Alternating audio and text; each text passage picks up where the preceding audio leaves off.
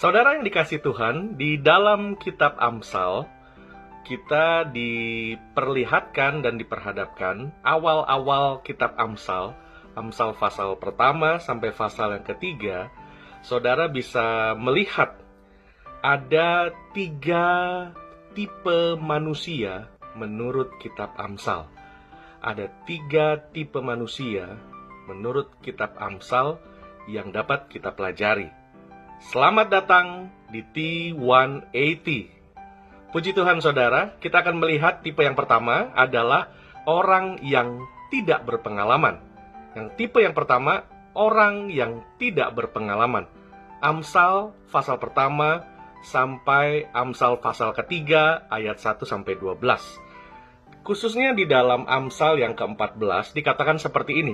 Orang yang tidak berpengalaman percaya kepada setiap perkataan, tetapi orang yang bijak memperhatikan langkahnya. Saudara, seperti ibarat selembar kertas yang putih dan bersih. Di atasnya kita bisa membuat coret-coretan yang asal atau membuat sebuah tulisan yang indah. Demikian pula dengan orang muda yang belum berpengalaman.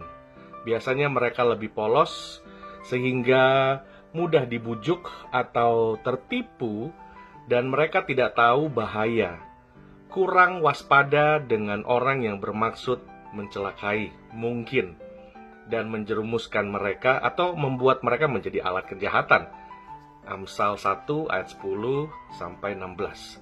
Karena itu tidak heran banyak anak muda yang terlibat pergaulan yang tidak benar. Kita diingatkan lagi di dalam Amsal 1 ayat 32 dikatakan, sebab orang yang tidak berpengalaman akan dibunuh oleh keengganannya.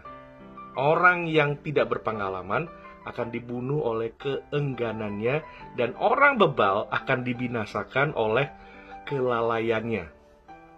Menarik sekali saudara, anjuran Amsal untuk orang yang tidak berpengalaman adalah mereka harus mendengarkan didikan orang tua, ayah dan ibu, dan juga orang tua rohani. Amsal 1 ayat 8 sampai 9. Orang tua sebaliknya tidak menjadi cepat lelah dan bosan. Kita harus mengerti tugas sebagai orang tua memang panggilan dari Tuhan untuk kita mempunyai tanggung jawab kepada anak-anak. Contoh yang kedua juga adalah orang Kristen mula-mula, orang Kristen muda, maksud saya, orang Kristen muda yang baru bertobat.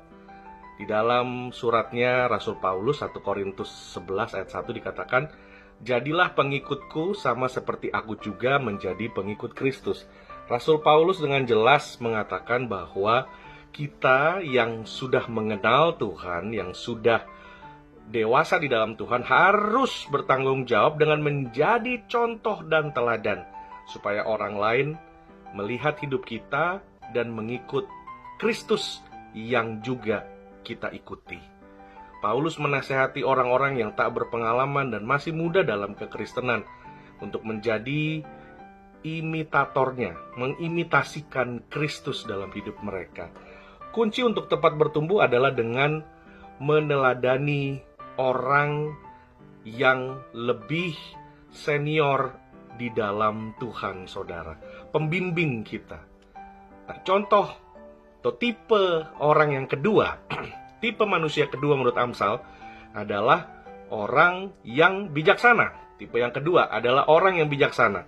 Amsal 3 ayat 1 sampai 26. Bukan berarti mereka yang bijak itu tidak pernah ada konflik, tidak pernah punya masalah, tidak pernah berbuat salah. Contoh dalam Alkitab, Yusuf terlibat konflik dengan ke-11 saudara-saudaranya, tetapi ia mau memaafkan mereka dan menganggap semua yang terjadi pada dirinya adalah kehendak dan rencana, izin daripada Tuhan. Dikatakan dalam Kejadian 50 ayat 20, memang kamu telah mereka-rekakan yang jahat terhadap aku, tetapi Allah telah mereka-rekakannya untuk kebaikan dengan maksud melakukan seperti yang terjadi sekarang ini, yakni memelihara hidup suatu bangsa yang besar. Ini merupakan salah satu saudara Tipe orang yang kedua adalah orang yang bijaksana. Orang yang mengerti segala sesuatu yang terjadi dalam hidupnya merupakan izin Tuhan. Orang yang mau membuka hatinya dan belajar. Ada sesuatu yang harus dipelajarinya. Orang yang melihat hanya kepada Kristus. Orang yang mempunyai bigger picture. Yang mengerti bahwa semua ini ada rencana Tuhan yang besar. Ciri orang bijaksana, saudara, yang pertama adalah orangnya rendah hati ketika didisiplin oleh Tuhan. Amsal 10 ayat 29. Jalan Tuhan adalah perlindungan bagi orang yang tulus, tetapi kebinasaan bagi orang yang berbuat jahat. Orang bijak selalu memetik pelajaran dan dari setiap peristiwa-peristiwa hidup. Orang bijak selalu mengambil apa yang dapat dipelajari dan mencari tahu apa maksud Tuhan dengan mengizinkan semua itu terjadi. Dan tidak menyalahkan orang lain. Ketika mengalami cobaan dan tantangan, ia tidak menjadi pahit dan kecewa sehingga ia melewati atau dia tidak mempelajari pelajaran berharga yang ada di dalam setiap kejadian hidup. Contoh atau ciri orang-orang bijaksana yang lain, saudara, orangnya tidak mudah marah, tidak mudah kecewa pada orang lain, tidak menjadi pahit hati, tidak mempunyai victim mentality dengan menyalahkan orang lain, menyalahkan Tuhan, menyalahkan hal-hal yang lain, dan tidak pernah menyalahkan diri sendiri. Di dalam Amsal pasal 12 ayat 16 berkata, bodohlah yang menyatakan sakit hatinya seketika itu juga, tetapi bijak yang mengabaikan cemooh. Orang yang sakit hatinya dan langsung seperti ini komplain, menyalahkan keadaan dan orang lain, dikatakan manusia bodoh. Tetapi orang yang bijak adalah mengabaikan cemooh. Maksudnya dia bisa mengendalikan emosinya, dia bisa mengendalikan apa yang sedang bergejolak. Ketimbang buru-buru menyalahkan atau menghakimi dan memandang negatif orang lain, orang bijak akan mencoba menganalisa situasi dari berbagai sudut pandang, terutama dari perspektif Tuhan. Ini yang penting dan harus kita miliki, saudara. Harus kita belajar bagaimana kita memiliki hati yang rendah, hati yang mau dibentuk oleh Tuhan.